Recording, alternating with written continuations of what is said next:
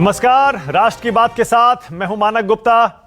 आज राष्ट्र की बात में बात होगी यूपी की सियासत की। पिछले कुछ दिनों से आप जानते ही हैं यूपी बीजेपी में जबरदस्त हलचल चल रही थी। कल अचानक एक बार फिर यूपी की सियासी हलचल बढ़ गई, पारा चढ़ गया।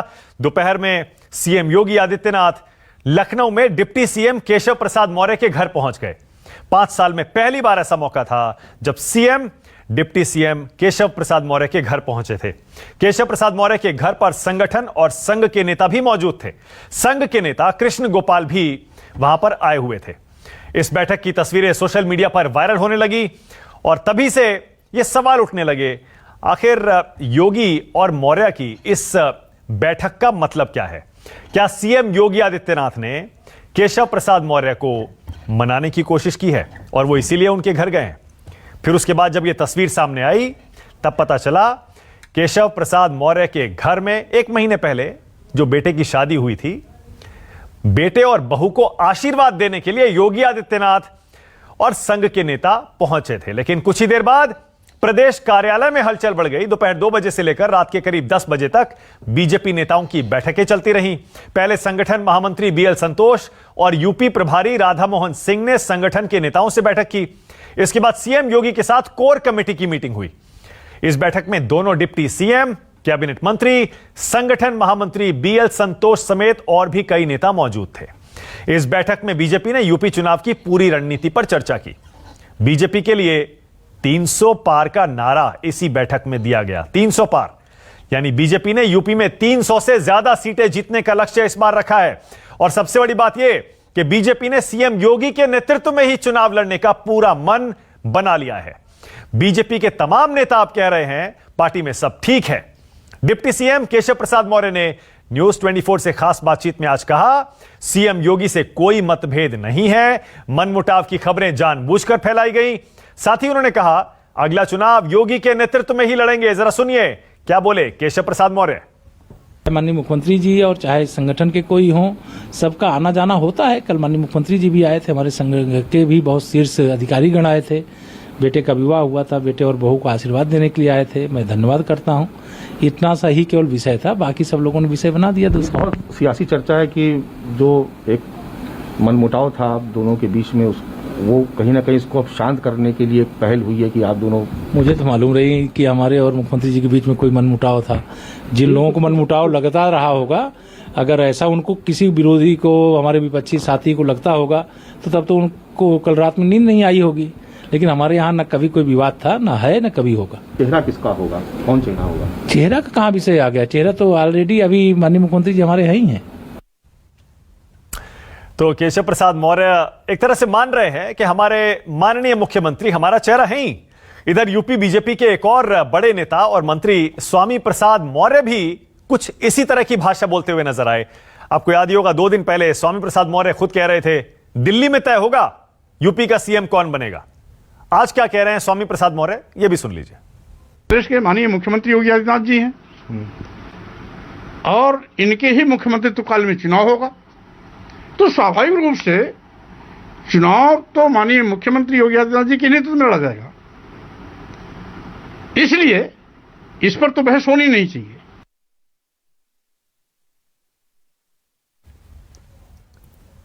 तो देखा आपने डिप्टी सीएम केशव प्रसाद मौर्य कह रहे हैं सब ठीक है, योगी जी के नेतृत्व में चुनाव होगा। स्वामी प्रसाद मौर्य बड़े मंत्री हैं, जो 2 दिन पहले कह रहे थे दिल्ली में सीएम तय होगा, वो भी कह रहे हैं हमारा चेहरा है योगी जी। अब आते हैं एके शर्मा पर, जो प्रधानमंत्री मोदी के करीबी ब्यूरोक्रेट थे। उन्हें उत्तर प्रदेश भेजा गया। यूपी में जाकर पहले चर्चा थी वो डिप्टी सीएम बनेंगे, फिर वो पार्टी के उपाध्यक्ष बन गए। एके शर्मा को लेकर हाल के 1-1.5-2 महीने में काफी चर्चा हुई, काफी अटकलें लगाई गई। अब एके शर्मा ने भी खुद चिट्ठी लिखकर यह मान लिया है कि हमारा चुनाव योगी जी के नेतृत्व में होगा, योगी जी हमारा चेहरा होंगे। और वैसे भी प्रधानमंत्री मोदी का तो नाम ही काफी है। जरा सुनिए क्या लिखा एके शर्मा ने। यूपी की जनता पीएम मोदी को आज भी उतना ही प्रेम करती है जितना 2013-14 में करती थी। आगामी चुनाव जीतने के लिए पीएम मोदी का नाम और संरक्षण ही पर्याप्त है। साथ ही राष्ट्रीय अध्यक्ष और अन्य वरिष्ठों का वरद हस्त भी है। मैं भी हर संभव प्रयास करूंगा और साथियों सहयोगियों से कराऊंगा। आपके और सीएम योगी जी के नेतृत्व में होने वाले 2022 के विधानसभा चुनाव में बीजेपी को पहले से भी ज्यादा सीटें आएंगी, ऐसा मेरा दृढ़ विश्वास है। और इधर बीजेपी के सहयोगी संजय निषाद वो क्या बोले? वो कह रहे हैं कि उप मुख्यमंत्री का चेहरा मुझे बनाया जाए। जरा सुनिए आज क्या बोले संजय निषाद। डकैत 70 साल से इन निषादों का वोट लेते रहे, इनके नौकरी पर डाका डालते रहे तालघाट नदी पर। इनके साथ इतना अन्याय हुआ कि सदियों से मेरा समाज आज के दिन में जाइए नदियों के किनारे तो आंसू आते हैं, हम लोगों के आंसू गिरते हैं, हमारा समाज रो रहा है, हमारे समाज पे इन लोगों ने ठगा है, इन बदमाशों ने इतना बर्बादी कर दिया है। उसी आरक्षण के लिए भारतीय जनता पार्टी के साथ हम आए हैं। आज के दिन में आंसू गिर रहा है कि भारतीय जनता पार्टी ने 2 साल हो गया, आज के दिन में हम लोग क्या जवाब देंगे? इसलिए इस जवाब के लिए हम लोग दर दर भटक रहे हैं। मैं चाहता हूं कि हमारे समाज का आरक्षण का हक हमें मिल जाए, बाद में सीट मिले चाहे कुछ मिले, पहले मेरे समाज का जो आरक्षण है वो दे दिया जाए, उनका दर्द दे दिया जाए, उनका दर्द दूर कर दिया जाए। ये अधिकारी जो उनका हिस्सा खा रहे हैं उन्हें जेल भेज दिया जाए। अभी 2022 में भारतीय जनता पार्टी की सरकार आ जाएगी। मैं चाहता हूं केंद्र और राज्य में भारतीय जनता पार्टी की सरकार रहे, उसके अलावा कोई नहीं कर सकता। सबको हमारे समाज ने देख रखा है। निषाद पार्टी के अध्यक्ष हैं संजय निषाद और भाजपा की सहयोगी है उत्तर प्रदेश में। वो कह रहे हैं हमें जो वादा किया गया था वो पूरा नहीं हुआ, मुझे डिप्टी सीएम का चेहरा बनाया जाए और साथ ही साथ हमारी जाति के लिए आरक्षण का भी वादा पूरा किया जाए। खैर, ये तो आज का एक बड़ा अच्छा वीडियो था। रो रहे थे संजय निषाद, इसलिए मैंने आपको दिखाया। और जाहिर है उत्तर प्रदेश चुनाव की चर्चा हो रही है तो भाजपा के सहयोगियों की मांगे अब सामने आ रही हैं चुनाव से ठीक पहले। यह भी एक चुनाव में फैक्टर होने वाला है। आज राष्ट्र की बात में जो हमारा सवाल है वो जल्दी से अब आपको दिखा देता हूं। सवाल बड़ा सीधा है क्योंकि अब बीजेपी के सारे नेता एक ही सुर में बोल रहे हैं। क्या योगी बन गए हैं यूपी का चेहरा? जो विवाद चल रहा था इतने दिनों से, क्या वो विवाद अब खत्म हो गया है यूपी बीजेपी में? और दूसरा, अब विपक्ष का चेहरा कौन होगा? जवाब देना पड़ेगा अब विपक्ष को भी, क्योंकि अभी तक सारी पार्टियां अलग अलग हैं, अपनी पार्टियों के चेहरे तो हैं, लेकिन क्या विपक्ष का कोई चेहरा होगा और क्या इसकी जरूरत भी है? इसी पर होगी राष्ट्र की बात में आज बहस। परिचय करा दूं, मेरे साथ बीजेपी से राजीव जेटली आज राष्ट्र की बात में शामिल हैं। समाजवादी पार्टी से घनश्याम तिवारी हैं। घनश्याम तिवारी कल पूरे दिन चर्चा में थे। कल आपको याद होगा राष्ट्र मंच की बैठक हो रही थी शरद पवार के घर पर। घनश्याम तिवारी उस बैठक में शामिल थे। 2024 पर नजर है राष्ट्र मंच की। घनश्याम तिवारी, थोड़ी देर में पूछूंगा क्या चल रहा था, 2024 की तैयारी है और क्या 2022 उससे पहले है। मेरे साथ सुरेंद्र राजपूत आ गए हैं कांग्रेस की तरफ से। सतीश प्रकाश को आप देख पा रहे हैं, बीएसपी के सपोर्टर हैं, पॉलिटिकल एनालिस्ट हैं। और आशुतोष भी आ गए हैं, राजनीतिक विश्लेषक हैं। आप बातचीत शुरू करें उससे पहले इस वक्त की एक और खबर आपको बता दूं, अपडेट है। अरुण सिंह बीजेपी के बड़े नेता हैं, जनरल सेक्रेटरी हैं, उनका भी एक बहुत अहम बयान सामने आ गया और आज ही के दिन आया है। अरुण सिंह ने साफ कह दिया है कि उत्तर प्रदेश में योगी आदित्यनाथ अच्छा काम कर रहे हैं, इसीलिए उनके नेतृत्व में ही चुनाव होगा, उन्हें हटाने की क्या जरूरत है। पूरे देश में सीएम योगी के कामकाज की तारीफ हो रही है, इसीलिए उन्हीं के नेतृत्व में अगला चुनाव लड़ा जाएगा। यानी पिछले हफ्ते 10 दिन पहले तक अगर आप पीछे जाएंगे, कई नेताओं के अलग अलग बयान आ रहे थे, लेकिन आज देखिए एक एक करके, चाहे बीजेपी के बड़े नेता हों या फिर उत्तर प्रदेश के नेता हों, दिल्ली के हों या लखनऊ के हों, सब एक ही जुबान में कह रहे हैं योगी जी हमारा चेहरा होंगे, उन्हीं के नेतृत्व में चुनाव लड़ा जाएगा। तो क्या यूपी में अब योगी चेहरा बन गए हैं और विपक्ष का चेहरा कौन होगा? आशुतोष आपसे शुरू करूंगा, क्योंकि पार्टियों के पास जाऊंगा तो फिर वो आरोप प्रत्यारोप शुरू हो जाएगा। आशुतोष, क्या अब यह मान लिया जाए एक तरह से योगी आदित्यनाथ ने या बीजेपी ने अब गेंद विपक्ष के पाले में डाल दी है? सबके सब ऐसा लगता है कि एक पेज पर आ गए, ये मानते हुए जानते हुए कि यूपी का चुनाव जीतना बहुत जरूरी है। आशुतोष, देखिए मानक, सबसे पहली बात तो ये समझ लीजिए कि पिछले 1 महीने से उत्तर प्रदेश में जो कुछ भी हो रहा था वो भारतीय जनता पार्टी के लिए और पिछले 7 सालों का सबसे बड़ा संकट आप उसको कह सकते हैं। संकट 3 लिहाज से। पहली बात इस बात को लेकर यह है कि सबको मालूम है और इस बात को कोई एडमिट नहीं करता है, लेकिन जो भारतीय जनता पार्टी को करीब से देखते हैं और कवर करते हैं उनको अच्छी तरीके से पता है कि दरअसल जो प्रधानमंत्री मोदी जी हैं वो योगी जी को हटाना चाहते थे और उनकी जगह किसी पिछड़े को मुख्यमंत्री के पद पर लाना चाहते थे, और इसमें उनको कामयाबी नहीं मिली। एक मिनट आशुतोष, आपको वाकई मतलब मुझे नहीं पता और मुझे लगता भी नहीं है कि कोई भी योगी जी को इस समय हटाना चाहेगा। आप कह रहे हैं प्रधानमंत्री मोदी योगी को हटाना चाहते थे?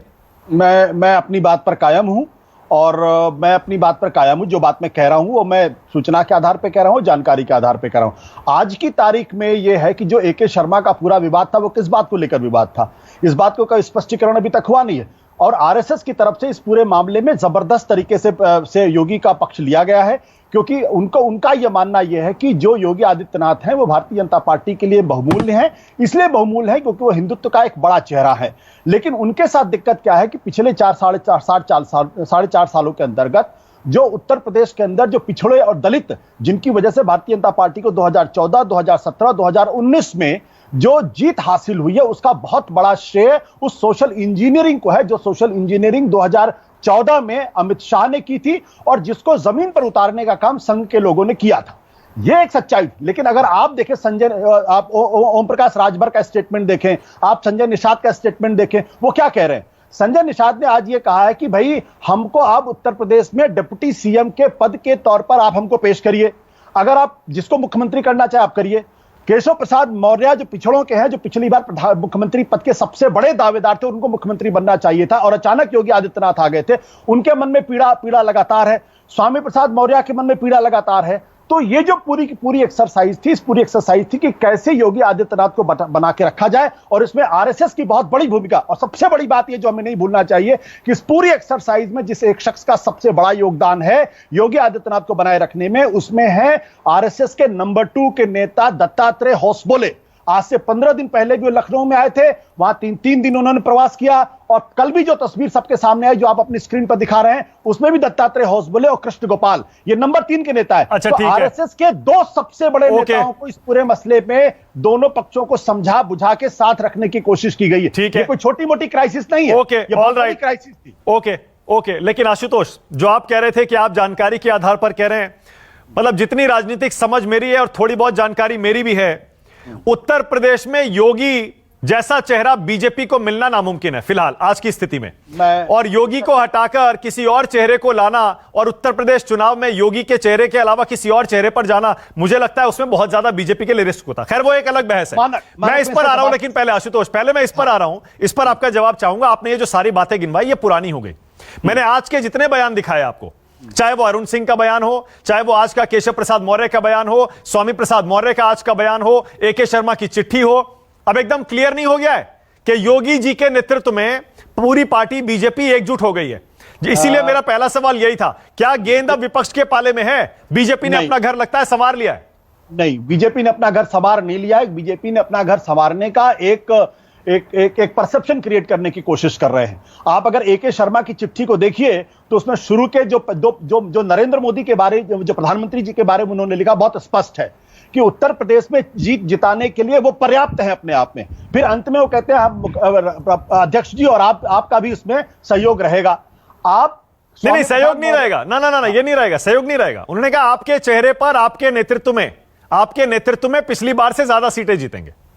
ठीक है, लेकिन वो जो बात की पर्याप्त है भारतीय जनता पार्टी को जिताने के लिए, प्रधानमंत्री मोदी के लिए, वो बहुत इंपॉर्टेंट बात है। मैं जो बात आज आपसे कह रहा हूं कि जिस योगी जी को आप बहुत बड़ा एसेट मान रहे हैं, आज भारतीय जनता पार्टी के 150 से ज्यादा विधायकों ने आज से 2 साल पहले विधानसभा के अंदर धरना दिया था।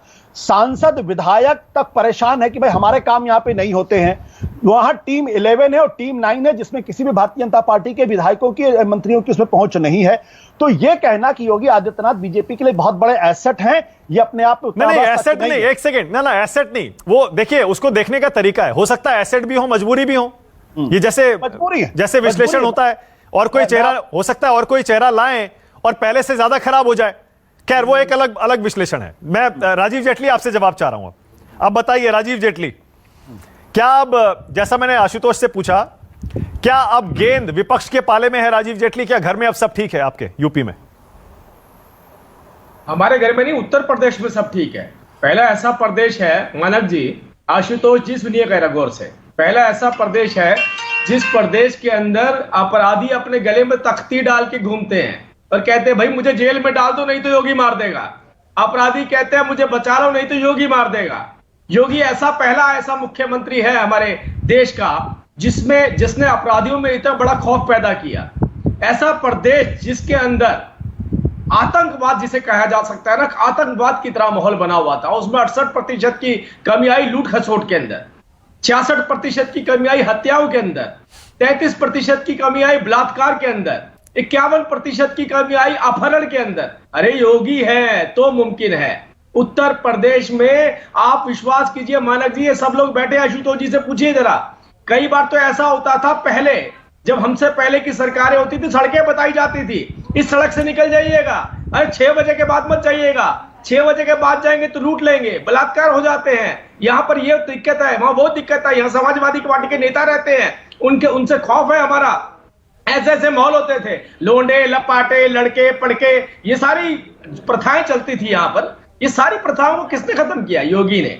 इसीलिए योगी उत्तर प्रदेश के लिए एक ऐसा स्तंभ है जिससे उत्तर प्रदेश के भविष्य की नींव रखी जा रही है।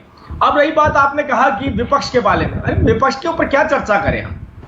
बुआ जी को तो ठग लिया भतीजे ने, और भतीजे सारे बुआ जी के भतीजे जो उनसे थे वो सारे भतीजे के पास आ गए।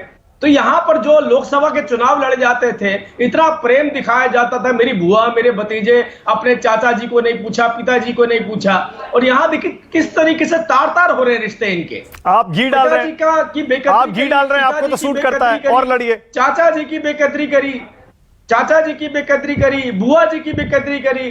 अरे कौन सा नेता है ऐसा जो आज हमारे सामने, योगी के सामने उत्तर प्रदेश में खड़ा हो सकता है? कौन सा नेता हो सकता है बताइए ऐसा? तो इसलिए विपक्ष के ऊपर चर्चा करना, मुझे लगता है तभी तो आपने देखी ना आशुतोष जी ने इतना लंबा वक्त खींचा भारतीय जनता पार्टी के अंदरूनी बातों पर। ये नहीं बताया इनसे बेहतर कौन था और बेहतर कौन हो सकता था, क्योंकि ये चर्चा ही नहीं। अच्छा, मैं पूछ लेता हूं, ओके पूछ लेता हूं। आशुतोष बता दीजिए भाई, वो कह रहे हैं आपने मेरे सवाल का जवाब नहीं दिया।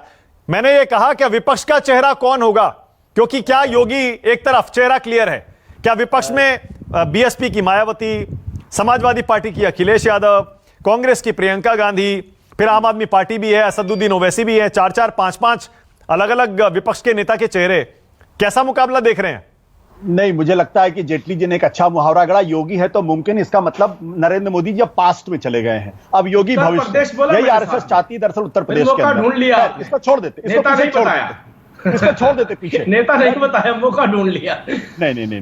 देखिए, अभी तक तो ये था मोदी है तो मुमकिन है, अब योगी है तो मुमकिन। तो योगी भविष्य, आरएसएस योगी में भविष्य को देख रहा है, नरेंद्र मोदी अतीत हो गए। तो जेटली जी की बात है, खैर वो जाने, बीजेपी जाने, आरएसएस जाने। मैं एक बात जरूर कहना चाहता हूं कि 2017 में जब भारतीय जनता पार्टी चुनाव लड़ रही थी तो उनका कौन नेता था जो मुख्यमंत्री पद का दावेदार था?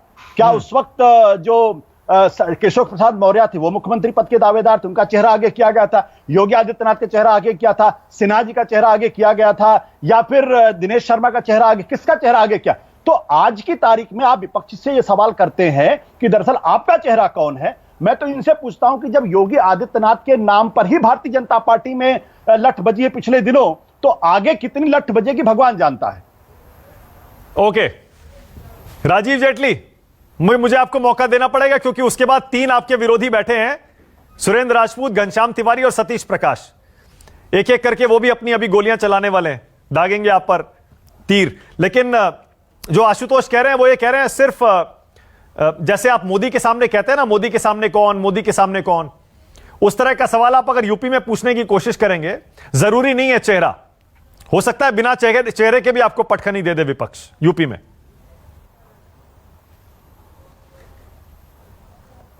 राजीव सुन पा रहे हैं? फ्रीज हो गए, संपर्क टूट गया। घनश्याम तिवारी बताइए भाई, बीजेपी ने तो तय कर लिया है कि हमारा चेहरा योगी जी होंगे, विपक्ष का चेहरा कौन है? देखिए, जनता ने तय कर लिया है कि योगी आदित्यनाथ जी की जो बेईमान, अहंकारी, दहशतगर्दी वाली सरकार है उसको उखाड़ फेंकना है। जब आंकड़े इस तरीके के आते हैं कि उत्तर प्रदेश के 24 जिलों में 43 टाइम्स ज्यादा मृत्यु हुई और भारतीय जनता पार्टी का एक नेता आंसू नहीं बहाता, वो आंसू बहाते हैं कुर्सी के लिए।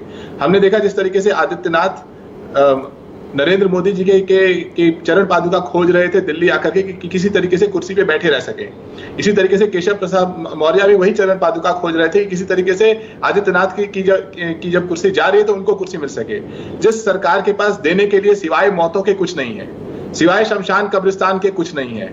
ये लोग गंगा साफ करने आए थे, गंगा में लाशें तैरती हुई छोड़ के जा रहे हैं, उसके बगल में लाशें दबी हुई छोड़ के जा रहे हैं और गोमती गंदा करके जा रहे हैं। जनता में गुस्सा है। प्रधानमंत्री जी की मौजूदगी में ये बयान दिया गया था कि उत्तर प्रदेश में करोड़ों रोजगार आएंगे।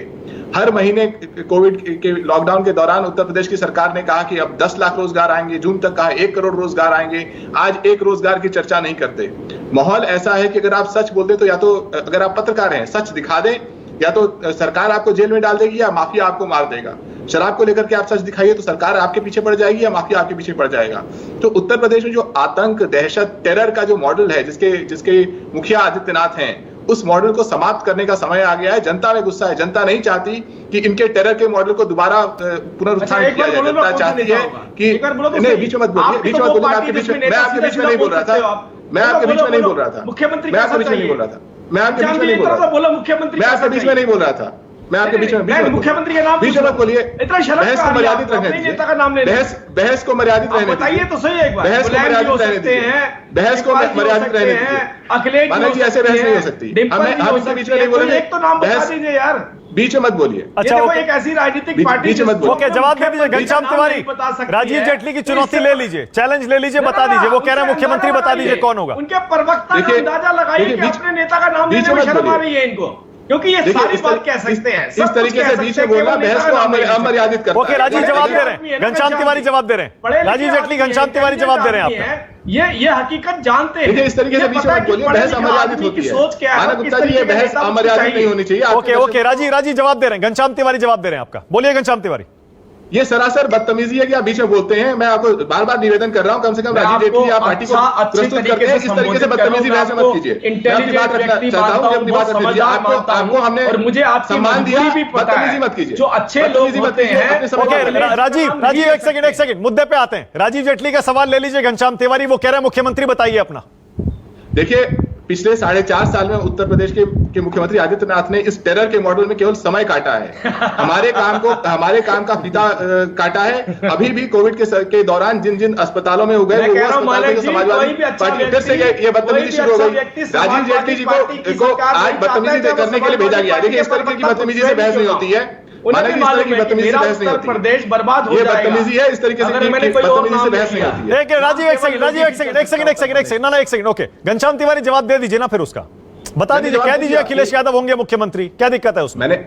मैंने जवाब दे दिया कि उत्तर प्रदेश की जनता ने तय किया है 22 में बाइसिकल होगी। अखिलेश यादव जी उत्तर प्रदेश के मुख्यमंत्री बनेंगे और इस टेरर मॉडल को उखाड़ के फेंका जाएगा। उत्तर प्रदेश में रोजगार का माहौल आएगा, आपसी भाईचारे का माहौल आएगा, गोमती भी साफ होगी, गंगा भी साफ होगी और उत्तर प्रदेश में प्रतिदिन जो बातचीत होगी वो विकास की बात होगी। इस तरीके से ढोंगी लोगों को नेतृत्व में नहीं रखा जाएगा और इस तरह की बदतमीजी को हर समय चर्चा का विषय नहीं बनाया जाएगा। 22 में बाइसिकल, बहुत बढ़िया, ऑल राइट, 22 में बाइसिकल। ओके, राजीव जेटली ने पूछा, समाजवादी पार्टी ने तो बता दिया। अब मैं पहले सतीश प्रकाश, अच्छा पहले सुरेंद्र राजपूत बताइए कौन होगा भाई 2022 में, कौन बन रहा है मुख्यमंत्री? बीजेपी ने तो बता दिया हमारे योगी जी बनेंगे, घनश्याम तिवारी ने बता दिया अखिलेश यादव बनेंगे, आप बता दीजिए। मानक भाई, एक बड़ा पुराना शेर याद आ गया आपके कहने पे। कहते हैं ना कि समंदर ये तेरी खामोशी कुछ और कहती है, मगर साहिल पे टूटी कश्तियां कुछ और कहती हैं। और मेरी आंखों ने देखे इस शहर के कई मंजर, मगर भाजपा की सुर्खियां कुछ और कहती हैं। सच बात यह है कि आज की डेट में जो जितने सारे के सारे नेता फॉल इन लाइन है ना, आज इन्होंने बहुत स्पष्ट, मैंने एक दिन आपके चैनल पर और भी कहा था, आपको याद होगा, मैंने कहा था कि उत्तर प्रदेश में आदरणीय योगी जी ने खम ठोक करके दिल्ली दरबार को उत्तर प्रदेश में लखनऊ में झुका दिया है। और इतिहास साक्षी रहा है कि लखनऊ ने हमेशा दिल्ली को चुनौती दी है। लखनऊ में जो भी मुख्यमंत्री बनता है वो प्रधानमंत्री पद की दावेदारी पे जाता है। आज संघ हो, अभी आशुतोष भाई जैसे कह रहे थे, या भाजपा हो, संकोच करके उन्होंने नाम लिया। कांग्रेस के प्रवक्ता से बोला राजीव भाई, उन्होंने शेर शुरू कर दी, वो भी नाम नहीं ले पा रहे हैं। मानक, अब मैं राजीव आप खूब बोलिए बीच में, अब आप बहस कर लीजिए। नहीं, ओके, ऑलराइट, ओके, एक सेकंड, राजीव दोस्त हैं, अब आप बहस, केवल इतना ही पूछ रहा हूँ, चिंता मत करिए। मैं समझ गया, ओके। ओके, राजीव एक सेकंड, ओके। आपने जो सवाल पूछा है राजीव, मैं सबसे जवाब लूंगा उसका। अब सुनिए, जितने पैनलिस्ट है सबसे जवाब लूंगा, बिल्कुल जवाब लूंगा। सुरेंद्र राजपूत बोलिए। मैं चुनौती के साथ कहता हूं राजीव जेटली को कि राजीव जेटली अगर क्या नाम, जब ये मुख्यमंत्री का बात आएगी सर्बानंद सोनोवाल और हमारे हेमंत बिस्वा शर्मा की तरीके से, अगर वहां पर चेंज होगा तो राजीव जेटली क्या करेंगे? क्या अपने बाल रंगाने बंद कर देंगे, जवान होने बंद हो जाएंगे? सच बात यह है राजीव जी, आज आप अच्छे लग रहे हो, ठीक है ना। अब आप समझिए दो तीन बातों को, जो मुख्य मुद्दे मुख्य मुद्दे ये हैं कि उत्तर प्रदेश की जो सरकार है, उत्तर प्रदेश की जनता से डिस्कनेक्ट रही है। नंबर एक, अच्छे व्यक्ति हैं, इसलिए नंबर दो, नेताओं का नाम नहीं उत्तर प्रदेश की सरकार ने ऑक्सीजन की कमी से मौत कराई है, वो नरसंहार की दोषी है। नंबर 3, उत्तर प्रदेश की सरकार ने नमामि गंगे प्रोजेक्ट के साथ, मां गंगा के साथ, धर्म के साथ गलत शब्द हो गया, धर्म के साथ कहीं ना कहीं विश्वासघात किया है, कुठाराघात किया है, क्योंकि इन्होंने शमशानों को कब्रिस्तान बना दिया है और सैकड़ों किलोमीटर के शमशानों को कब्रिस्तान बना दिया है। सुरेंद्र भाई, उत्तर प्रदेश में हम तो चाहते हैं कि योगी सुरेंद्र जी के सुरेंद्र भाई, नेतृत्व में चुनाव सुनिए हो। ना।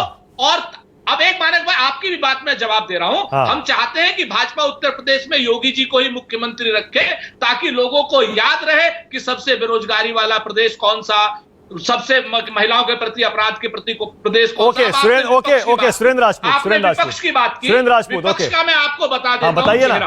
आप मैं उसकी भी बात करता हूं। देखिए, ये बड़ी विडंबना है कि बहुदलीय शासन व्यवस्था में आप भारतीय जनता पार्टी ने सत्ता के खिलाफ आप एक चेहरा क्यों? ये प्रेसिडेंशियल फॉर्म है क्या? हर आदमी, हर दल अपना अपना चेहरा लाएगा, और जो दल अपना, जैसे कांग्रेस पार्टी श्रीमती प्रियंका गांधी जी के नेतृत्व में चुनाव लड़ रही है, मुख्यमंत्री के पद के लिए हमारे पास सैकड़ों प्रत्याशी, और समाजवादी पार्टी अखिलेश यादव जी के नेतृत्व में चुनाव लड़ रही है, बसपा मायावती जी के नेतृत्व में चुनाव लड़ रही है। तो सच बात यह है कि बहुदलीय व्यवस्था है, कोई अमेरिकन प्रेसिडेंशियल फॉर्म थोड़ी है। अरे लेकिन विपक्ष आपस में लड़ेगा तो कैसे हराएगा योगी जी को? आप खुद ही बताइए। आप मुझे सब दल जो है अपने अपने नीति, नियम और सिद्धांत पर जनता में चुनाव में जाते हैं, और हमेशा बहुदलीय व्यवस्था में पिछली बार भी भाजपा जीती, तो बाकी सब दल अलग अलग लड़े ना। मायावती अलग लड़ी, हम सपा मिलकर लड़े, तब भी भाजपा जीत गई। 2500 जगह पर भाजपा जो है अकाली दल के साथ पंजाब में कर पाई। आप इस चीज को देखिए, महाराष्ट्र में, आप देखिए बंगाल में, जहां भारतीय जनता पार्टी हारी है, वहां पर विपक्ष क्या साथ में मिलकर के लड़ा? नहीं, हर आदमी अपने अपने दल का चुनाव लड़ता है। राजीव जी, इस चीज को समझिए, थोड़ा सा तो 80 पर पहुंच गए, और कल्पना भी नहीं करी के साथ अगर आप तो वहां पहुंच गए। ओके राजीव जेटली की बारी। ओके राजीव बोलिए। आपको जवाब देगी, आप पाप के भागी भी हैं, श्राप के भागी भी हैं। ओके राजीव जेटली में नरसंहार के दोषी हैं। बोलिए राजीव, आपकी बारी, बोलिए। मैं मानक भाई, मैं देखो, मेरे दोनों बहुत अच्छे दोस्त हैं, सुरेंद्र राजपूत जी, घनश्याम जी, मैं बहुत पसंद करता हूं दोनों को, और मैंने दोनों के अंदर, आज आपके चैनल के माध्यम से सब लोग देख रहे होंगे, दोनों ही नहीं चाहते हैं कि योगी सरकार जाए। मजबूरी प्रवक्ता के तौर पे जरूर है कि इनको हकलाते बोलना पड़ रहा है, और 15-15 मिनट लग रहे हैं उस बात को बोलने में। अपना कार्यकाल से पहले जाए और उंगली कटा करके आप लोग शहीद बनो। अब आज आप चैन की सांस लेते हैं उत्तर प्रदेश में, चैन की सांस लेते हैं, बिजली आपके घर पे आती है, नहीं तो आपको मालूम होगा ना पहले किस तरीके का माहौल होता था, आपका कपट, पहले किस तरीके का माहौल होता था। देखिए, ज्यादा बोलेंगे तो नेता का नाम बोलूंगा। नेता का नाम बताइए, चलो फिर से मौका, नेता का नाम बताइए, झूठ बोलते हैं, नेता का नाम बताइए, चलो ज्यादा बोलोगे तो नेता का नाम बताइए, जनता के खिलाफ। अच्छा नहीं, ओके सुरेंद्र भाई, एक सेकंड, अब रुक जाइए। ओके, अब रुक जाइए। मेरा दर्शक कुछ सुन नहीं पा रहा होगा, दोनों क्या बोल रहे हैं समझ ही नहीं पा रहा होगा। हाँ बोलिए राजीव जेटली, जरा बताइए। समझना चाहिए था, मैंने इसीलिए मैंने आपको थोड़ी देर नहीं रोका। अब ठीक है, अब हो गया। अब बोलिए राजीव जेटली, बोलिए। नहीं, मैं एक ही बात बोल रहा हूं। मैंने दोनों की तारीफ करी, इस तारीफ को फिर मैं दोबारा से एक्सटेंड करूंगा कि हाँ, दोनों बहुत काबिल हैं, बहुत तारीफ के लायक है, और जो तारीफ के लायक है वो नहीं चाहता है कि उत्तर प्रदेश के अंदर व्यवस्था जो चल रही है उसमें बदलाव आए। लोग चाहते हैं कि योगी की सरकार बने। मजबूरी प्रवक्ता के तौर पर हो सकती है, बहुत लंबा वक्त लगा, लेकिन एक बात अभी भी देखिए, यहां पर 3 राजनीतिक पार्टियों के प्रवक्ता या समर्थक बैठे हैं। आप तीनों से पूछेंगे, तीनों अपने नेता का नाम नहीं बता पाए। आपको जब भी मौका मिला है बारे में जिक्र नहीं कर सरकार के बारे में कह पाते हैं, नेता के बारे में कह पाते हैं, सिर्फ आप विपक्षी लोगों के ऊपर टिप्पणी कर पाते हैं। बोल के दिखाएंगे मुझे, केवल 30 सेकंड केवल टिप्पणी करने के लिए आप सरकार में आए हैं। आप सरकार में आए अपनी नेता रखने के लिए। ओके सतीश प्रकाश, ओके ऑल राइट, एक सेकंड। ओके सतीश प्रकाश की बारी है। सतीश प्रकाश, ओके सतीश प्रकाश। राजीव जेटली की चुनौती को स्वीकार करता हूं। 1 मिनट नहीं, 30 मिनट में अपने नेता के बारे में बोलूंगा। और आज की डेट में भारतीय जनता पार्टी, पाकिस्तान, मुसलमान, 30 सेकंड में अलावा 3-4 शब्दों के अलावा 5 मिनट बोल के दिखाइए। उसकी 4 टांगे होंगी, एक पूंछ होंगे, 2 सींग होंगे, ऐसे नहीं। बताइए कि ये हमारा नेता होगा, ये नेता की ये खूबियां बताइए मुझे। मैं 30 सेकंड में मानक जी से लेके आपको देता हूं। जी मानक जी, क्या मैं बोलूं? हाँ बोलिए बोलिए, चलिए बोलिए। जी, हमारी नेता श्रीमती प्रियंका गांधी जी हैं और कांग्रेस पार्टी का अतीत जो है वही इसके भविष्य का निर्माण करता है। आज की डेट में पूरे देश में चाहे आपके भाखड़ा नंगल डैम से लेकर के और उत्तर प्रदेश की सीएचसी और पीएससी, एम्स या रिसर्च इंस्टीट्यूट जितने भी हो, भाभा एटॉमिक हो, ये सारे के सारे कांग्रेस के बनवाए हुए हैं। आज आरटीआई जिसकी वजह से तमाम भ्रष्टाचार के मुद्दे खुल रहे हैं। कांग्रेस पार्टी नहीं, ना सुरेंद्र राजपूत, नेता की बात हो रही थी, नेता पे बोलना था, नेता पे बोलना था। नेता पे ही बोल रहा हूँ, नहीं, कांग्रेस पार्टी पे नहीं बोल सकते हुए 30 सेकंड नेतृत्व की ही पहचान है। सेकंड में नहीं, प्रियंका गांधी पे बोलना था। ऊपर रोबोट प्रियंका गांधी जी के नेतृत्व में है और प्रियंका गांधी जी के नेतृत्व में उत्तर प्रदेश ने जिस तरीके से कोरोना काल में सारे कांग्रेसियों ने मदद की है, चाहे गांधी जी के योगदान के ऊपर थोड़ा प्रकाश तो डालिए। राजस्थान में जमीन घोटाला हुआ, वो प्रियंका गांधी जी के नाम पर है। प्रियंका वाड्रा, सॉरी, प्रियंका गांधी। ना वो क्या, रुक जाइए, ना एक सेकंड, रुक जाइए एक सेकंड। सतीश प्रकाश को लाइए, सतीश प्रकाश। राजीव जेटली आज देखिए फुल फॉर्म में है, फ्रंट फुट पे खेल रहे हैं। ऐसा लगता है उन्होंने अपना घर संवार लिया है। मैं बार बार वही कह रहा हूं, बीजेपी में जो विरोध की आवाजें अंदर से आ रही थी वो लगता है बंद हो गई हैं। अब योगी के सामने कौन, अब वो ये पूछ रहे हैं, जवाब दीजिए। देखिए मानक जी, उत्तर प्रदेश की जनता ये डिसाइड करेगी कि कौन उत्तर प्रदेश का मुख्यमंत्री होगा। आपके ये कहने से कुछ नहीं होगा। और देखिए, चेहरा दिखाने की बात अगर आप करोगे तो बीजेपी की ठग नीति को अभी आपने 4 ओबीसी लीडर्स के लिए बोला, जिसमें स्वामी प्रसाद मौर्य जी है, वो बीजेपी के आप बड़े लीडर है ना, डॉक्टर संजय जी हैं, और ओम प्रकाश राजभर जी हैं, और केशव प्रसाद मौर्य जी हैं। बीजेपी ने पिछला चुनाव उत्तर प्रदेश में केशव प्रसाद जी के नेतृत्व में और ये कह के लड़ा कि ओबीसी मुख्यमंत्री होगा। आज उत्तर प्रदेश में अगर योगी जी ने पिछड़ों को पीछे करके, आज अगर उत्तर प्रदेश की जनता ये चाहती है, और आपने पिछड़ों से ये वादा किया था कि आज ये कहे ना कि योगी जी मुख्यमंत्री नहीं होंगे, आपने जो वादा किया था उत्तर प्रदेश की जनता से, तो कहे ना दम खोल करके, क्या दिक्कत है? योगी जी क्यों बनेंगे? अरे तमाम नाकामियों की बातें करके देखिए, कहीं ना कहीं उत्तर प्रदेश की राजनीति के अंदर पोलराइजेशन किया जा रहा है। योगी जी इनको सूट करता है, इसलिए उनकी खामियों को तमाम ढका जा रहा है। उत्तर प्रदेश की जनता ने 4.5 साल की बात छोड़ दीजिए, पिछले 2 और 3 महीने में उत्तर प्रदेश की जो सरकार है वो नाकाम है। महामारियां में तमाम लोग, हॉस्पिटल नहीं है, दवाइयां नहीं है, ये सब चीजें हैं। और देखिए मानक जी, ये बड़ा तरीका है आम जनमानस के मुद्दों से हटाने के लिए। आप नेतृत्व परिवर्तन के ऊपर चर्चा कर रहे हैं। आप ये मान लीजिए कि बीजेपी जब 2 हिस्सों में बटी है, एक आरएसएस की बीजेपी और एक ओरिजिनल बीजेपी, तो हमेशा जीत जो आरएसएस समर्थित व्यक्ति है उसी की जीत होती है। गुजरात के टाइम में आप देखेंगे बीजेपी 2 हिस्सों में बटी, एक अटल जी की बीजेपी, एक अडवाणी जी की बीजेपी। और आरएसएस चाहता था अडवाणी जी को, और वहीं से मुख्यमंत्री वही रहे और वही प्रधानमंत्री बने। आज आरएसएस दुनिया का ध्यान भटका करके, ये 2022 की तैयारी नहीं है, ये 2024 की तैयारी है। योगी जी को मोदी जी से रिप्लेस किया जाएगा 1000%। और आरएसएस जो है उनकी तमाम खामियों को ढक रहा है।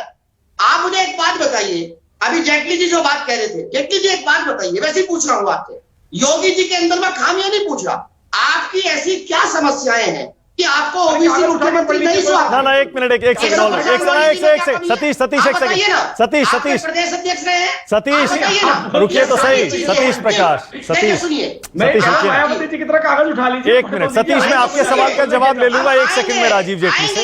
मैं पूछता हूं आपका सवाल पूछता हूं। अब रुकिए ना 1 सेकंड, स्वास्थ्य, अब रुकिए तो सही सतीश 1 मिनट रुकिए। कानून व्यवस्था की हम ठेकेदारी, अच्छा अब रुकिए तो सही 1 मिनट, सवाल तो सुन लीजिए। बनाएंगे 24 घंटे में कानून व्यवस्था कैसे बेहतर होती है, हमको सिखाने की जरूरत नहीं है।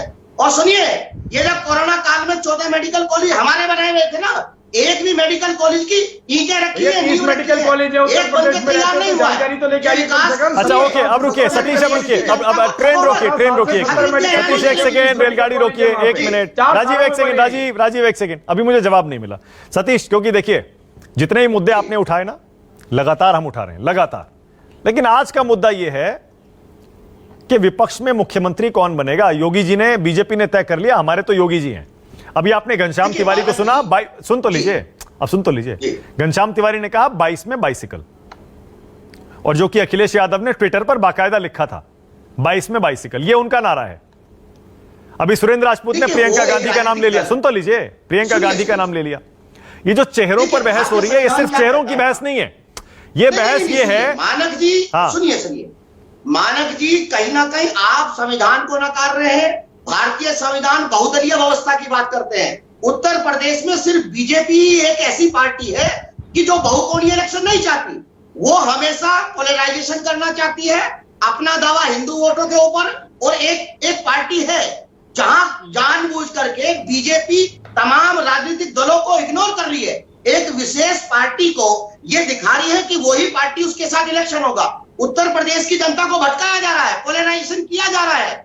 ये सुनिए, ये हिंदू मुस्लिम पोलराइजेशन नहीं है, ये पॉलिटिकल पोलराइजेशन है कि सिर्फ दो पार्टियों के बीच में चुनाव दिखाया जा रहा है। और तमाम खल रही थी उत्तर प्रदेश है, कहीं ना मैं कहीं तो भूल गया था। अरे सतीश तो नाम तो लीजिए, सतीश कौन सी दो पार्टियों में दिखाया जा रहा है, नाम तो बताइए। देने वाले लोग हैं, सुनिए, संख्या में धर्म आधारित खाद देने वाले लोग बैठे हैं, मैं तो भूल गया था। इतना दुर्भाग्य है। ग्राम पंचायत के चुनाव का दावा बता रहा हूं आपको, 53% जो ग्राम प्रधान जीते हैं वो बहुजन समाज पार्टी के जीते हैं। जिला पंचायत सदस्य 48% है। आप बहुजन समाज पार्टी की ताकत को कब समझ रहे हैं? ये कैसे हो सकता है भाई? अगर हमने जो वोट आपने बढ़ाया था, किसी पार्टी के साथ जो गठबंधन वोट भी किया आपने था, बढ़ाया उसी था, पार्टी जिसकी के साथ तादाद 10 बढ़ाई थी, सीटें, केवल हमारे वही पास बात 10 निकले सीटें, कोविड फिर के भी हम टाइम पे। कमजोर हैं। अच्छा, एक मुझे जवाब नहीं मिला, एक राजीव एक सेकंड रुकिएगा, इसके बाद आप के पास आ रहा हूं, एक मिनट। सतीश ओके, एक सवाल और। मैं ट्विटर पर देख रहा था, बहन मायावती, अखिलेश यादव अपने भतीजे के प्रति इतनी कड़वाहट उनमें भर गई है, बाकायदा ट्विटर पर खूब झगड़ा हो रहा है। समाजवादी पार्टी की तरफ से कोई जवाब नहीं आया। लेकिन देखिए, यह भी एक फैक्टर है ना, अगर आपस में ही लड़ेंगी दो मुख्य विपक्षी पार्टियां आपस में, तो फिर बीजेपी को कैसे हराएंगी? इसीलिए ये आज ये डिबेट हो रही है कि चेहरा कौन है। अरे ये सब अलग अलग लड़ेंगे। इन्होंने जम्मू में जाकर के सरकार बनाई है तमाम उन लोगों से। हेमंत बिस्वा इनकी सरकार में आ सकता है, तमाम वो मुकुल राय इनकी पार्टी में आ सकता है, मतलब तमाम वो लोग जो बीजेपी से, अरे गठबंधन है ना, उत्तर प्रदेश नहीं पूरे देश की राजनीति में गठबंधन एक सच्चाई है। और बीजेपी ने सबसे ज्यादा गठबंधन किए। हाँ, अगर हमने कैसा गठबंधन किया है, तीनों से कुछ बात तो देखिए, गठबंधन कर रहे हैं क्या आप? सुनिए, ये कैसा गठबंधन है? प्रदेश में मुद्दा ये नहीं है। आपने अपने आप उत्तर प्रदेश में ये भी एक सवाल है। वो अपने नेता का नाम बता रहे हैं, वो अपने नेता का नाम बता रहे हैं, आप अपने नेता का नाम बता रहे हैं, गठबंधन की बात कर रहे हैं। ये सवाल है। ओके, ठीक है, मैं समझ गया। ओके, अब राजीव जेटली, उसके बाद आशुतोष के पास जाना है मुझे। तीसरी खिड़की। ओके, राजीव जेटली।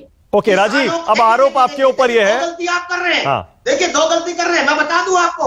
आपने किसान बिल बनाया, आप साथ वाली खिड़की में हाथ तो डालिए अपने विंडो में। अरे गलतियां सुन लीजिए राजीव, एक सेकंड, गलतियां सुन लीजिए, एक मिनट, एक सेकंड। नहीं, मेरा सतीश प्रकाश बहुत अच्छी बात कह रहे हैं, दर्शक को सतीश सुनिए ना, अब फिर से बोलिए क्या दो गलतियां हैं, मेरा दर्शक सुन नहीं पाया, बोलिए क्या दो गलतियां हैं? मानक जी, आपने एग्रीकल्चर जो बिल बनाए, कृषि कानून बनाए, ठीक है, एक कृषि कानून हो गया। दूसरा उत्तर प्रदेश में तमाम किसानों दूसरा बीजेपी लीडर को वार किया। ओके, दूसरा आज आपके सामने चिल्ला करके ओबीसी लीडर ये कह रहे हैं कि ओबीसी, ओके, मैं समझ गया। राजीव जेटली सुनिए, 2011 के जातीय जनगणना के आंकड़े बीजेपी छुपा के बैठी है। तमाम जो आपने गठबंधन किया ओम प्रकाश राजभर से, निषाद जी से आपने गठबंधन किया, आपने इस वादे के साथ गठबंधन किया कि हम जनगणना के आंकड़े जारी करेंगे। अगर आप ओबीसी की वोट चाहते हैं, सिर्फ ओके राजीव जेटली, ओके, मैंने तीनों विपक्षी नेताओं को, बीजेपी के विरोधियों को काफी टाइम दे दिया, अब थोड़ा राजीव जेटली बोलेंगे। राजीव जेटली, जिसकी जितनी संख्या वाली उतनी विभाजनकारी यूनिवर्सिटी के प्रोफेसर से पूछिए। ओके सतीश, अब सुन लीजिए, अब सुन लीजिए। मोदी जी ने अपनी जात बताई, अपने को पिछड़ा घोषित किया, और जब मुख्यमंत्री बनाने वाली बात है तब आपने केशव प्रसाद मौर्य जी को। अच्छा, चलिए यहीं से शुरू करिए राजीव जेटली, यहीं से शुरू करिए। मुख्यमंत्री आपने ओबीसी क्यों नहीं बनाया? पिछड़ी जाति से क्यों ये नहीं मैं कह तो रहा हूं आपसे, जातिगत विभाजनकारी यूनिवर्सिटी के प्रोफेसर जो हैं, इनके पास कोई तर्क नहीं है, इसके पास ना नेता का नाम है, ना नीति है, ना नियत है, इसीलिए इनको मौका मिल गया, क्योंकि पार्टी का काम ही जातियों का विभाजन है। दलित सतीश आप बहुत देर बोली, थोड़ी देर बोलने दीजिए, मेरा दर्शक समझ नहीं पाएगा क्या बोल रहे हैं। अरे भाई आप एक बात बताइए, एक मिनट, पूरे उत्तर प्रदेश सिर्फ राजीव जेटली, सिर्फ राजीव जेटली, उत्तर प्रदेश में ओनली बहन राजीव जी फेमस जेटली। है हाँ। कि पूरे उत्तर प्रदेश में बहन जी फेमस है कि दलितों का अधिकार कितने पैसे में किस व्यक्ति को बेचा जाता है, इसे किसी से छुपा नहीं है। सभी दलितों के अधिकार, वो बेचारे सोचते हैं वो सोचते थे कि हमारी नेता है, ये नहीं पता था कि हमारी नेता हमारे अधिकार किसको बेच रही है। तो आप खैर मैं उसमें नहीं जाना चाहता, बात केवल मुद्दे की इतनी है, उत्तर प्रदेश में बदलाव सबने देखा है। आज मजबूरी हो सकती है इस पैनल के ऊपर, सबकी अपनी अपनी मजबूरी होती है कि सब अपने अलग अलग पार्टियों के प्रवक्ता हैं, वो हमारी तारीफ नहीं कह सकते, मैं मानता हूं उस बात। तो मुकाबला किससे है? उत्तर प्रदेश घनश्याम तिवारी कह रहे हैं 22 में बाइसिकल। नहीं, बाइसिकल कहां से सर? लैपटॉप जो उनसे थे 15 लाख लैपटॉप खरीदे थे, इनसे पूछिए जरा, 6 लाख लैपटॉप दिए, बाकी कहां गए? 1170 करोड़ के लैपटॉप गायब, कौन ले गया? घनश्याम जी बताइए मुझे, कौन ले गया वो सारे लैपटॉप जो आपने स्कीम निकाले? कहां 5 साल पीछे क्यों जा रहे हैं? नहीं, इस चुनाव में तो पिछले 4 साल, पिछले 5 साल पर बहस होगी अभी। अरे माना कि नए होंगे लैपटॉप अभी, अब अगर यूज नहीं करे तो नए होंगे, अभी भी पड़े होंगे या बेच दिए कहीं पे। मुद्दा यहां पर ये नहीं है, मुद्दा यहां पर है स्वच्छ शासन, स्वच्छ प्रशासन, ईमानदार नेता, मजबूत नेता, जिसका अपराधियों में खौफ हो। हम सबसे पूछ के देखिए, किसका खौफ अपराधियों में है? क्या अखिलेश यादव जी का खौफ अपराधियों में है? क्या बहन मायावती जी का खौफ अपराधियों के अंदर है? कोई ऐसा नेता है इनके पास? मैं तो कह रहा हूं कि एक चुनौती जो इनके लिए खड़ी हो रही है वो हम नहीं है, इनकी चुनौती यह है कि आपस में ही अपने नेता का नाम नहीं बता पा रहे, चुनाव नहीं कर पा रहे कि हम किसका नाम लें। अपने नेता के लिए इनके अंदर कॉन्फिडेंस नहीं है कि हम किसका नाम ले रहे हैं, जनता बिदक जाएगी। पर ऐसा तो नहीं है राजीव जेटली, ऐसा तो नहीं है कि जब मल्टी कॉर्नर्ड फाइट हुई हो उसमें आप हारे नहीं हो, पहले भी आप हारे हैं। उत्तर प्रदेश ही उदाहरण है, पहले ये सारी पार्टियां अलग अलग ही लड़ती थी ना, मायावती मुख्यमंत्री बनी ना, अखिलेश यादव मुख्यमंत्री बने ना, तब सब अलग अलग ही लड़ते थे। भी टाइम देखा है हमने, तो 2 लड़कों का भी टाइम देखा, 4 पाई सिर पे लगकर घुमा करते थे ये उत्तर प्रदेश के अंदर, हमने तो वो माहौल भी देखा है, हमने तो हर तरीके का माहौल देखा है उत्तर प्रदेश के अंदर। उत्तर प्रदेश की जनता को इन्होंने नासमझ समझा हुआ था, सबसे बड़ी दिक्कत ये है, ये इनको एहसास हो गया कि अब उत्तर प्रदेश की जनता को जीना आ चुका है, उनको संसाधन सरकारी क्या होते हैं ये महसूस होना शुरू हो गया है, बिजली पानी क्या चीज होती है ये पता चलना शुरू हो गया है, खौफ मुक्त जिंदगी कैसी होती है ये एहसास हो गया है। जब ये सारे एहसास उत्तर प्रदेश की जनता को हो जाएंगे तो फिर कहां से दूसरा नेता आ पाएगा? ओके, अगर ये कॉन्फिडेंस होता तो 1 मिनट में बोलते घनश्याम जी मेरा नेता अखिलेश ना, उनको भी 12-13 मिनट लगे बोलने के लिए, हिचकते रहे, बीच में हकलाते रहे, बता नहीं पा रहे थे। दूसरी तरफ देखिए राजपूत जी को कितनी देर लगी, पहले उन्होंने शेरो शायरी करी, नज़म सुनाई, गजल सुनाई, उसके बाद बड़ी मुश्किल से इनके मुंह से एक नाम निकला। तो कोई नाम नहीं ले सकता किसी नेता का, क्योंकि हर किसी के ऊपर दाग लगे हुए हैं, और दाग लगे नेताओं का नाम टीवी पे नहीं लिया जाता है, उनको छुपा के रखा जाता है। चुनाव लड़ेंगे उसके बाद हम हिसाब देंगे। ना, अगर वो नाम नहीं ले रहे थे वो शायद इसलिए नहीं ले रहे थे क्योंकि उसकी वजह राजनीतिक थी, क्योंकि हो सकता है कि कल को गठबंधन करना पड़े और इस शर्त पर वो गठबंधन हो। आशुतोष सही कह रहा हूं ना मैं इस शर्त पर ये गठबंधन, घनश्याम एक सेकंड बस, आशुतोष हो सकता है इस शर्त पर गठबंधन हो कि नेता बाद में तय होगा, क्योंकि अगर पहले ही नेता बन गया तो शायद गठबंधन हो ही नहीं पाएगा। इसी वजह से शायद सुरेंद्र राजपूत, घनश्याम तिवारी और सतीश प्रकाश तीनों ये नहीं कहना चाह रहे थे कि हमारा नेता कौन है या मुख्यमंत्री कौन बने। नहीं, हमने तो हमने साफ कहा माना जी, आप स्पष्ट बताया।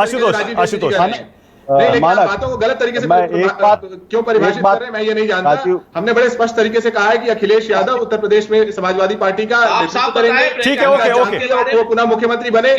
राजीव जेटली जी सिर्फ इसलिए क्योंकि उनकी पार्टी एक से एक बड़े बड़े क्रिमिनल्स को मंत्री, मुख्यमंत्री। घनश्याम ओके, मैंने पॉइंट टेकन, आपने कहा था, खुल के कहा था कि हाँ अखिलेश यादव मुख्यमंत्री बनेंगे। आशुतोष बोलिए। आशुतोष देखिए, सबसे पहली बात तो मैं कहना चाहता हूं कि राजीव जेटली जी क्या कह रहे हैं ये इंपॉर्टेंट है, लेकिन अगर आप देखिए भारतीय जनता पार्टी का कोई भी बड़ा नेता आज की तारीख में मायावती जी के खिलाफ एक शब्द नहीं बोल रहा है, तो बीजेपी के प्रवक्ता भी जरा थोड़ा संभल के बोले, क्योंकि हो सकता है चुनाव के बाद, चुनाव के दौरान जरूरत पड़ जाए। और यह बात मैं इसलिए कह रहा हूं क्योंकि राजीव जेटली जी का उत्तर प्रदेश से कोई लेना देना नहीं। उत्तर प्रदेश की राजनीति में मायावती का अस्तित्व बहुत महत्वपूर्ण है और भारतीय जनता पार्टी के लिए। तो एक पहली बात ये, दूसरी बात यह कि उत्तर प्रदेश का जो इस बार का चुनाव होगा वो किसी चेहरे पर नहीं लड़ा जाएगा, उत्तर प्रदेश का चुनाव इस बात पे लड़ा जाएगा कि दरअसल जो कोरोना के समय में और किसानों के आंदोलन के दौरान जो आक्रोश और गुस्सा है उसको किस तरीके से प्रस्फुटित होता है, और अगर वो अगर काम कर गया तो भारतीय जनता पार्टी के लिए बहुत दिक्कत होने वाली। तीसरी बात यह है कि उत्तर प्रदेश के अंदर पिछड़ों जिस तरीके से केशव प्रसाद मौर्य के साथ और जो पिछड़े जिस तरीके से अपने आप को महसूस कर रहे हैं, ओम प्रकाश राजभर जिस तरीके से महसूस कर रहे हैं, संजय पासवान, संजय निषाद जिस तरीके से महसूस कर रहे हैं, अनुप्रिया पटेल जिस तरीके से महसूस कर रहे हैं, यह भारतीय जनता पार्टी के लिए बहुत ही महत्वपूर्ण होने वाला है।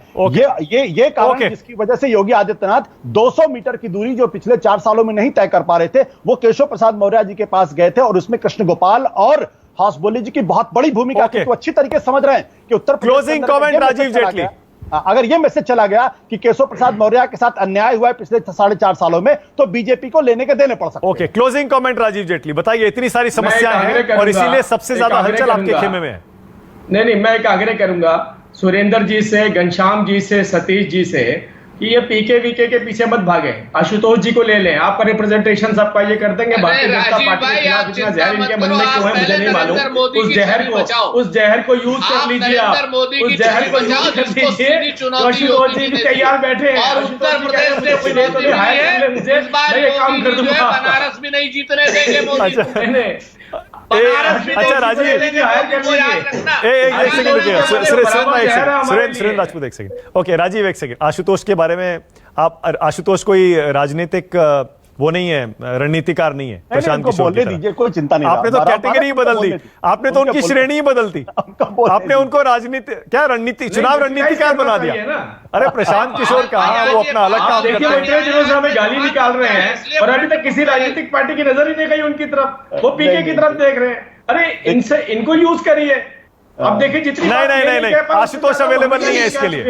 नहीं, आशुतोष अवेलेबल नहीं है।